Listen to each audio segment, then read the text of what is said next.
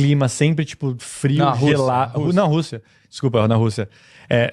Tudo vazio, prédios antigos, tudo meio gelado, frio, poucas pessoas, poucas interações, Cinza, pessoal seco, tudo cinza, para mostrar o distanciamento que era e a frieza do país. E por que eu tô falando isso?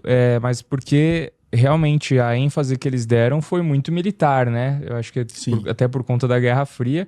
E acho que a China tá realmente... A impressão que dá mesmo, eu sendo um cara, pô, assim, não sou um economista, nem um financista, nem comentarista de guerra, nem nada disso.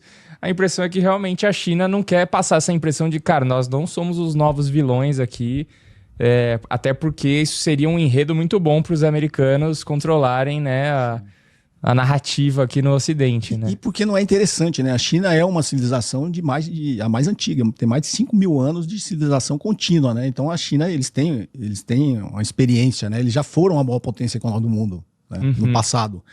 Então a China eles pensam muito no longo prazo, né? Então o que a China quer demonstrar para o mundo é que ela não quer, e eu acredito, ela não quer ser hegemônica. Não é interessante para a China ser hegemônica, né? Pode até parecer contraditório, mas a hegemonia dos Estados Unidos acabar muito rápido é ruim para a China. Para você ter uma ideia, no continente asiático... A China depende muito dos Estados Unidos comprando as coisas deles também, né? Na realidade porque com a ordem mundial unipolar liderada pelos Estados Unidos, você querendo bem ou mal, ele estabeleceu um equilíbrio no mundo. Tem um equilíbrio, né? A China não tem a responsabilidade de resolver isso, A China não tem a responsabilidade de ficar resolvendo problemas mundiais, né? Só que Vinha aqui na Venezuela, né? Prender alguém. Só que no continente asiático, a maior preocupação da China sempre foi o Japão, né? Eu sempre faço minha culpa, eu sou descendente de japoneses, né? Mas você pegar a história... A China parece que sempre tá num pace de, tipo assim, a mesma qualidade, só que muito mais barato. Como que você vê a IA nesse jogo geopolítico? Eu acho que eu volto um pouquinho naquilo que a gente estava falando no início, né? Tem um livro do Michael Woodson, de 2022, que chama O Destino da Civilização, Capitalismo Industrial, Capitalismo Financeiro e Socialismo. Que volta nesse negócio da intenção, no início da Revolução Industrial, do capitalismo industrial, principalmente ali do Reino Unido, né? Da Grã-Bretanha na época.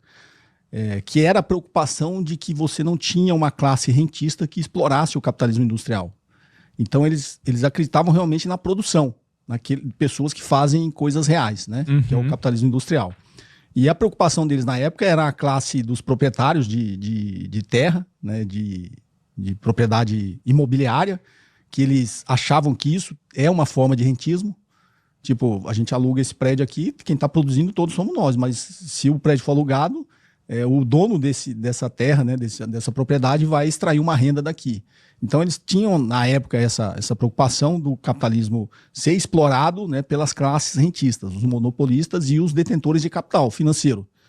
Era uma preocupação da economia clássica. Quando a gente chega hoje, como eu já contei, toda essa evolução chega hoje, a China tem essa preocupação de que a classe classificada como rentista não consiga explorar quem realmente produz, que é a parte industrial.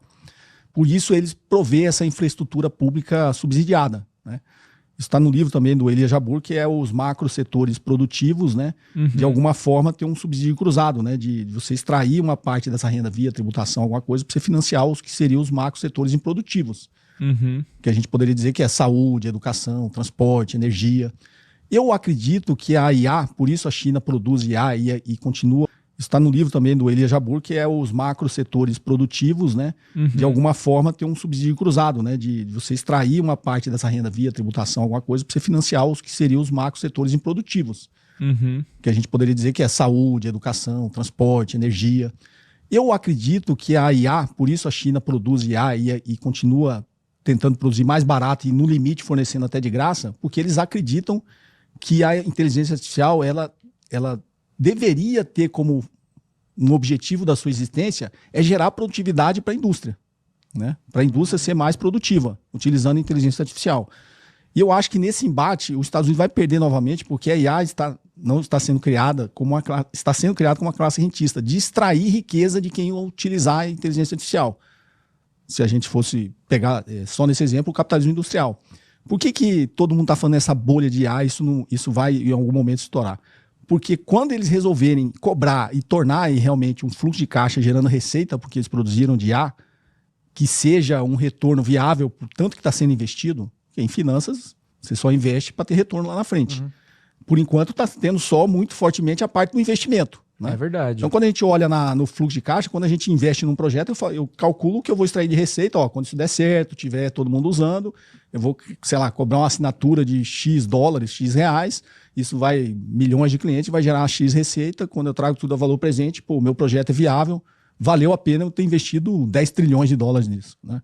O que os especialistas, inclusive de finanças, têm analisado é que isso não vai acontecer. Porque a grande maioria das pessoas que utilizam a inteligência artificial não utilizam com sentido econômico. E o mesmo os que utilizam com sentido econômico vai ter um patamar de valor, de preço, que ele não vai se tornar inviável ele pagar aquilo.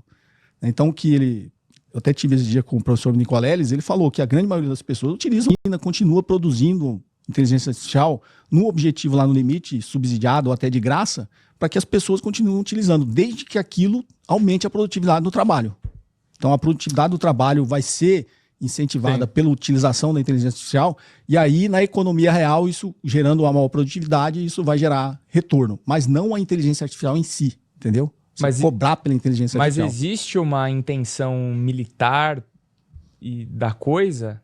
Porque o que muita gente fala é, cara, se a China conseguir desenvolver uma inteligência muito mais forte do que a dos Estados Unidos, cara, e dominar os Estados Unidos nesse sentido, cara, pode dar ruim, entendeu? Existe isso ou isso é uma coisa muito... não, cara, isso aí é